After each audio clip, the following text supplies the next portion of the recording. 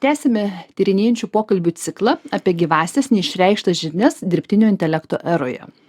Neišreikštos, numanomas arba angliškai tacit knowledge yra tos žinios, kurias mes turime, jomis naudojamės, bet sunkiai galime išreikšti žodžiais ar perduoti kitiems. Jos yra susijusios su mūsų intuicija, asmenybė, patyrimu, įgūdžiais, kurie yra įgyti per ilgą laiką. Kvapai yra viena iš pirminių, bet dažniausiai neįsisąmoninamų mūsų komunikacijos formų, kurios turi gilų poveikį mūsų sprendimams. Kvapai yra neatsiejama mūsų kasdieninio gyvenimo dalis, veikianti mūsų emocijos ir elgiasi giliau nei įprasta manyti. Ir tai yra puikus neišreikštų žinių pavyzdys. Tad šį kartą mes pasigilinsim į kvapus ir kaip jie komunikuoja su mumis. O mano pašnekovė Laimė Kiškūnė, profesionali parfumerė ir kvapų menininkė. Labas, Laimė. Sveika, Rasa, sveiki. Aš esu pradėjusi tokią sudėtingą temą apie neįsisąmonintus dalykus, bet jie aplinkui egzistuoja mus. Ir pirmą klausimą, kurį noriu jums užduoti, kaip jūs suvokėt, kas tai yra tos neišreikštos, gyvusios, tokios numanomos žinios ir kaip tai siejasi su kvapais?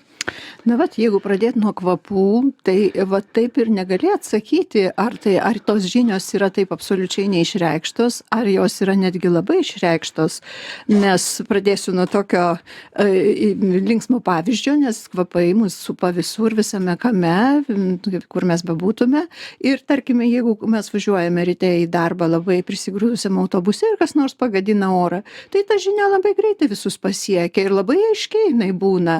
Niekam nekyla klausimų, kas čia nutiko ir niekas čia nepuola vartyti kokių nors ten žinynų ar jungtis į dirbtinio intelekto ir ieškoti atsakymo. Visiems būna labai aišku, tik tai antra to klausimo pusė, jau jinai iš tikrųjų jau labiau panašiai į tavo tą klausimą, kurį tu uždavei, kad greičiausiai jeigu jau galima būtų išmesti iš autobuso, tai turbūt išmestų iš to autobuso tokį prasčiausiai apsirengusi, labiausiai tokį nuskurdusi žmogų, nes laikytų, kad tai jis turbūt ir čia jau ir buvo ta priežastis to nemalonaus, taip sakant, nedelikataus oro paleisto aplinkui.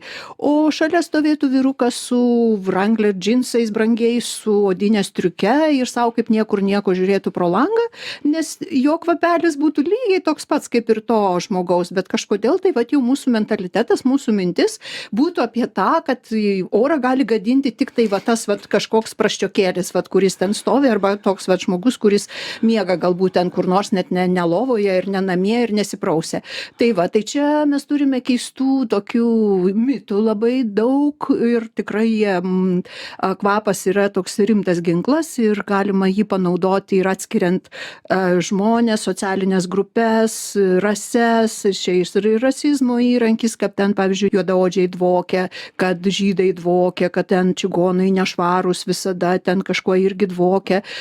Jie lygiai taip pat apie baltuosius mano, kad baltieji kažkuo dvokia ten lavonais ir panašiai. Čia lygiai taip pat. Čia labai įdomios yra tokios takoskyros, labai daug yra mitų. Jie turbūt čia ir yra susiję su tuo, kad ne iki galo yra artikuliuojami dalykai. Kvapas apskritai yra toks labai pirmapradis ir jisai yra tokios kaip dvi, galbūt tokios signalinės tos sistemos. Tai viena yra, kada kvapas mums transliuoja pavojų arba kažką, kad kažkas nemalonaus, ten oras pagadintas arba dūmais kvepia, čia yra netgi ta odorofobija prasideda, kai pajuntame kokį dūmų kvapą, mes labai greitai suvokiam, kad reikia čia mums greitai kažkaip reaguoti į tai, nes čia kažkur kažkas jau dega, svyla, mes jau ilgai nemastome, čia iš karto jau pas mus instinktuose yra. Bet kita vertus, daugybė kvapų, kurie mus supa, jie mus veikia labai tiesiogiai, labai stipriai ir mes jų net neužuodžiame. Ir man dabar jūsų beklausant, kelios mintis atėjo, viena mintis vijo kitą mintį, tai viena mintis atėjo, mes paimam pavyzdį tokį labai kraštinį, bet per tą pavyzdį jūs labai gražiai parodėte, kad kaip mes užuodžiam kvapą, nebūtinai tas kvapas sutampa su tuo, iš kur ateina šaltinis. Taip. Tai iš principo reiškia naudojant kvapus, mumis labai galima manipuliuoti, nes turbūt kvapai labai siejasi su tam tikra atmintim, kultūra, ir visai kitais dalykais. Ir antra, ką puikiai pasakėt, kad yra kvapų, kuriuos neužuodžiam ir jie kaip tik gali nešti informaciją. Ir mes su jumis kažkada esam šnekėję apie tai, apie jūsų pajautimą kvapų pasaulį, ir man pačiai yra nepaprastai įdomu suprasti, kaip žmogus įėjęs, nežinau, į patalpą gali užuosti atmosferą tikrąją, ne tą sumanipuliuotą, kur mums pateikia, arba į žmogų pažiūrėjęs gali užuosti čia tas žmogus, ne tas žmogus. Juk tai yra labai stiprus informacijos šaltinis. Ir nepaneigiamas. Ir labai teisingas informacijos šaltinis. Jis yra betarpiškas. Jis iš karto mes gauname betarpišką informaciją apie kažką, kas yra aplinkui. Bet įsijungia protas, intelektas, kuris mums sako, ne, taigi čiagi tu klysti, nors ateini ir susitinki žmogų ir iš karto užadi, kad su šituo žmogum nebus tau gero kontakto, nebus, bet jo kvapas tave tiesiog atstumia ir tu nenori su tuo žmogum būti. Bet protas sako, ne, tu pažiūrėk, kokia jinai protinga, kokia jinai išsilavinusi, kokia jinai gera verslininkė, tu tikrai gali daryti su ją kartu verslą ir būti kartu ir tavo tikrai bus šitas kontaktas, tavo bus sėkmingas, tas tavo bendravimas bus sėkmingas ir po to daug metų bandai save įtikinti, kad tu gal turi būti kažkokia geresnė, nuolankesnė, ten malonesnė ir tu supranti, kad nevyksta ta interakcija, nevyksta ir po 10 metų vis tiek apsisuki ir turi išeiti iš to kontakto, iš to santykio, nes tu jau pradžioje žinojai, kad jisai nebus geras tas santykis ir apie jį informavo kvapas. Apie jį informavo to žmogaus kvapas ir mes tikrai turime tą informaciją, bet mes ją tiesiog nesinaudojame, nes ją mums uždengia po to jau mūsų samprotavimai. O protas jis toks įrankis, kuris gali mums bet ką įrodyti, ką mes tik tai norim. Vieną dieną jis mums gali įrodyti, kad balta, kitą dieną, kad juoda ir mes taip visą laiką tokiose supuoklėse supuojamės. Aš dabar kaip jūsų klausau, mes iš tikrųjų daug turim informacijos, kur galim pasitikrinti, kas yra mūsų, ne mūsų. Ir paimam pavyzdį, kur jūs sakėt, kaip žmogų užuodžiat, nes lygiai taip pat psichologai yra atradę, kad jeigu potencialiam darbuotojui duodi, pavyzdžiui, nupiešti medį ir tau nepatinka nupieštis medis, ne pati forma, ne kaip nupiešta, bet kokia emocija eina iš to medžio, tai reiškia, tas žmogus, jis nei geras, nei blogas, bet jis tiesiog tau netinka sąveikai, nebus tinkamos sąveikos. Ir ką aš išgirdau iš jūsų, tai yra labai paprasta rekomendacija, nes mes esam žinių laidoje ir žmonės dažnai nori rekomendacijų. Tai matyti, rekomendacija yra, kad kvapas yra tas pirminė biologinė informacija ir jeigu mes užuodžiam ir mums nepatinka, ar mums kūnas atmeta, tai atmeta ir tą žmogų, tą įmonę, tą parduotuvę, tą rūbą, bet ką, tą gatvę, knygą. Ir čia toks yra labai paprastas, nes turbūt jeigu mes tai klausom, mūsų kūnų tai negali sumanipuliuoti, nes jeigu mūsų kūnas būtų sumanipuliuotas, mes neegzistuotume kaip biologinės būtybės. Taip. Ir man labai įdomus jūsų matymas pasaulio ir man būtų labai įdomu praskleisti, kaip jūs komunikuojat su kvapais ir kokią informaciją jums dar kvapas duoda, be to, ką pasakėte, kad jūs užuodę žmogų galite suprasti, ar jums kvapas duoda signalą, ar su to žmogum gausis kas nors, ar nesigaus. Kvapai mano gyvenime užima turbūt pagrindinę vietą, svarbiausia. Iš tiesų, jeigu kažkas atimtų iš manęs kvapus, tikriausiai jau ir neliktų man jokios prasmės toliau egzistuoti, nes tai yra svarbiausias dalykas. Turbūt man tai yra pagrindinis komunikacijos kanalas, per kurį aš gaunu visą informaciją ir apie šitą erdvę, ir apie jūs, ir apie šitą mikrofoną. O kaip jūs gaunate? Aš einu ir aš užuodžiu. Koks yra mechanizmas? Aš užuodžiu ir tada ten jau įsižiebia miriadai impulsų, kurie man jau duoda tą kažkokį atgalinį ryšį apie tai. Aš gana prastai matau ir čia tos spalvos kažkokios, čia knygos aplinkui yra, bet aš gerai užuodžiu. Man tas vaizdas, kas čia yra aplinkui, aš jo net nekvestionuoju. Jisai man tikrai erdvė ir erdvė.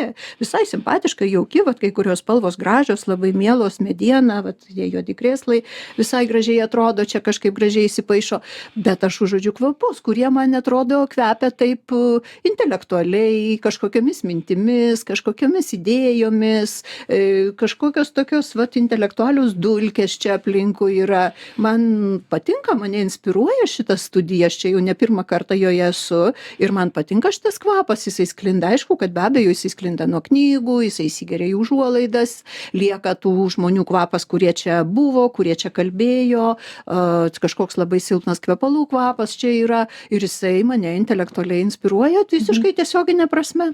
Tai jeigu aš teisingai suprantu, jums kvapas tiesiog neša informaciją apie ką, tai yra intelektualu, tai yra linksma, tai yra liūdna, tai yra agresija, tai yra emocinius dalykus kažkas aprašo, taip, emocinius dalykus be abejo aprašo, bet aprašo ir kažkokius turbūt ne tik emocinius dalykus, jeigu įsivaizduot, kad žmogus nėra tik tai emocinė būtybė, jisai aprašo ir kažkokius mentalinius dalykus, aprašo kažkokius turbūt net ir gal dar ir kažkokius transcendentinius dalykus, tam tikrą tokį jauti, kartais tokią vat prezenciją. Ir nebūtinai, tarkim, nuėjęs ten į bažnyčią, nebūtinai, kad pajausi ten labai kažkokį labai jau transcendentinį kvapą. Kartais būna tą transcendentinį kvapą pajauti kažkur visai, kokioj nors ten gimdykloj, kokioj nors ten kur ten koks kūdikis gimsta, ar dar kažkokioj neįtikėtinoj vietoj, pajauti staiga kažkokį tokį nepaprastą šventumo kvapą, atrodo tarsi koks angelas būtų praskridęs, vat ir paskleidęs kažkokį pažėręs, kažką tokio neįtikėtino, tokio nepažinto, kažką tokio be galo subtilaus, vos pagaunamo, bet kažkas jaudina mano smegenų centrus ir aš ten pradedu kažką jausti ir mano širdis pradeda jausti tą kvapą ir pradeda kažkaip tą bandyti suvokti, o kasgi čia kvepia. Va, tai, žodžiu, labai netikėtose vietose kartais galima užuosti kažką labai netikėto, bet reikia tam tikro, turbūt sąmoningumo ir jausti, kad esi įjungęs tą savo uoslę ir pas mane jinai įjungta, jinai veikia ir aš ją girdžiu, aš ją jaučiu, aš ją užuodžiu ir galvoju apie tuos impulsus, kuriuos jinai man sukelia. Man smalsu visą laiką, kaip kas kvepia. Labai įdomu. Jeigu yra tokia savybė, tai turbūt čia nėra problemų. Dar vienas klausimas kyla. Gerai, dabar daug yra aplinkui aromoterapijos, psichoterapijos, kur žmogus savo tam tikrą vidinę būseną turėdamas gali būti prisilašinęs kvapų ten, kurie ten suteikia tam tikrą intelektualų kvapą. Ne? Taip, čia pavadinkim žmogus, kuris yra paviršutiniškas, apsišlaksto kvapais, kurie skleidžia intelektualą. Kaip jūs atskirsit? Ar juk tai nereiškia, kad nuo kvapo apsišlakstymo mūsų vidinė būsena pasikeičia? Reiškia. Labai reiškia, ypatingai kvapai, ypatingai eteriniai aliejai, ar ten kokie absoliutai, ar atarai, va tos substancijos, tos ypatingai gautos iš augalų, tarkim, tos būtų botaninės substancijos, jos tiesiog veikia, tai moksliškai įrodyta ir visais būdais įrodyta ir žinoma jau nuo ten, nežinau, Galeno ar dar senesnių laikų,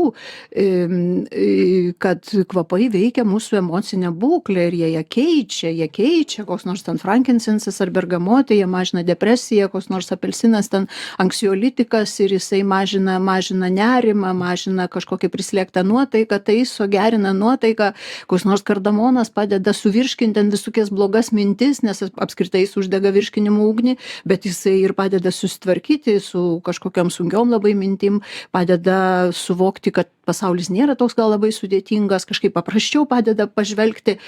veikia mus fiziniam lygmeny, emociniam lygmeny, mentaliniam lygmeny, veikia šitos substancijos visiškai tiesiogiai ir tai nieko tokio, žmogus apsišlaksto. Labai dažnai mano buvo visą laiką tikslas turėti labai kokybiškas substancijas ir jas kai parduodu ir panašiai, aš stengiuosi turėti geriausią, ką galima turėti pasaulyje, vien dėl to, kad jau po to, kai žmogus jas įsigis ir jis jas naudos, kad jau man, taip sakant, nebūtų ten kažkokių problemų galvoti, kad gal ten jis kažkaip, tai gal galima kažką geresnio jam surasti ir panašiai. Ir toliau jau nebe mano karma, taip sakant, spręsti, kaip ten tos substancijos, kaip jisai sąveikaus su jomis, jeigu jis jas naudos, nes jos tikrai veiks, jos tikrai veikia, jos tikrai paveikia ir aišku, kad paveikia kiekvieną žmogų tam tikram lygmenį, tam lygyje, kuriame tas žmogus yra. Čia negali pasakyti, kad jis iš karto žmogų ten iškels į kažkokias ten transcendentinės aukštumas. Nu, taip nebūna. Tiesiog paviršutiniško padarys labai giliu. Kažkokiu giliu, bet mes negalim nuspręsti, mesgi nežinom, bet tas kvapų poveikis jis yra toks nenuspėjamas kartais. Gal ten ta plėvelė jau tarp to paviršutiniškumo ir to gilumo, jinai jau yra tokia plona, kad ten užteko to lašo, kuris ten kapti ir pramušė ją ir viskas, ir tas lukštas jau sprogo ir žmogus iš tikrųjų išsiveržė kaip kažkas nepaprasto, be galo įdomaus ir be galo gilaus ir tiesiog ta dieviškoji jo kibirkštis tiesiog pažyro aplinkui. Čia mes negalim žinoti. Tai dėl to negalima sakyti, kad kvapai neveikia mūsų emociškai ar nedaro mums emocinio poveikio. Galbūt sintetinės medžiagos, jos kažkiek veikia kitaip. Kaip sintetinės medžiagos veikia? Daug sugestijos yra, daug reikia savai tikinėti, kad aš labai gerai kvepiu, čia mano labai geri kvepalai, čia labai trendi, labai madingi ir tai taiso mūsų nuotaiką, o ne patys kvapai. Čia ir yra ta problema, kad sintetinis muskusas neatlieka muskuso funkcijų. Žodžiu, neatlieka, dėja, taip yra. Sintetinės molekulės mūsų taip neveikia, kaip veikia mūsų natūralios, nes mes natūraliomis gyvename visą savo evoliucijos gyvenimą, kokį žmogus yra pragyvenęs. Tai mes turime pažinimo mechanizmus, mes jas pažįstame ir jos tiesiogiai veikia mūsų, veikia kaip neurotransmiteriai, įsiterpia į mūsų visokias ten jungtis ir panašiai. Žodžiu, smegenyse įvairius centrus.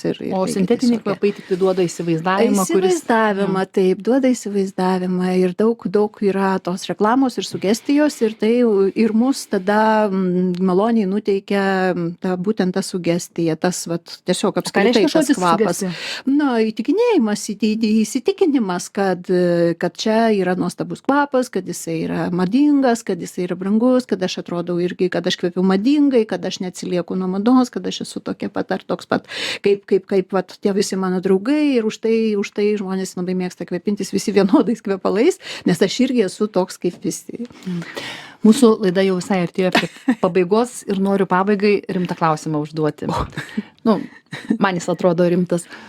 Kaip jūs, Laime, matote, kodėl būtent dabar, kaip labai paūmėjusi yra skaitmenizacija, yra labai svarbu atsigręžti savo kūno pojūčius ir į kvapus ir vystyti uoslę? Vienareikšmiškai. Bet kodėl? Todėl, kad vyksta didžiulė unifikacija, kad viskas yra surašoma jau vienetukais ir nuliukais ir mes jau turim skaitmeninį garsą, skaitmeninį vaizdą, skaitmeninės spalvas, skaitmeninius, nežinau, maistą turbūt, tuoj turėsime kvapus irgi bandoma įsivaizduoti, kad ten mergaitė su krepšeliu renka ten narcizų žiedus ir tada ateina ten dirbtinis intelektas pauostų ir atkuria ten narcizų kvapą. Nu čia jau yra visiškas, taip sakant, fantastikos pasaulis kol kas, jokių natūralių kvapų joks intelektas neatkuria, gali atkurti nebent tik tai pagal chromatogramą tam tikras, sudėlioti tam tikras molekulės, kurias žmogus gali sudėlioti. Nieko dirbtinis intelektas daugiau nepadaro, negu kad gali žmogus. Iš tikrųjų, jisai nekuria dar daugiau negu žmogus. Tai čia yra toks naivus dalykas, bet vis tik tai gyvenant tam tokiam jau tokios priverstinės standartizacijos laikotarpiu, aš jau čia nekeliu klausimą, kodėl taip vyksta, čia įvairių gali būti priežasčių ir dėl žmonių didelio kiekio ir panašiai, kad stengiamasi sueiti į kažkokius standartus tam tikrus, kad būtų paprasčiau egzistuoti pasaulyje, tai tas teikia ir tam tikrą paprastumą ir komfortą, bet kartu ir mus labai standartizuoja, tai be abejo, kad žmonės pradeda ieškoti to individualumo, pradeda ieškoti tos raiškos ir pradeda klausti, o kur aš esu kaip žmogus, kaip dieviška būtybė, kur aš esu su visais savo pojūčiais, per kuriuos aš pažįstu pasaulį. Man dar beklausant atėjo ta mintis, jeigu mes viską naudojame naudojam dirbtina pasakos motyvas. Negerk. Taip, oželio iš ožiukų pėdos, ožiukų pavirsi. Taip. Negerk, nes avinėliu pavirsi.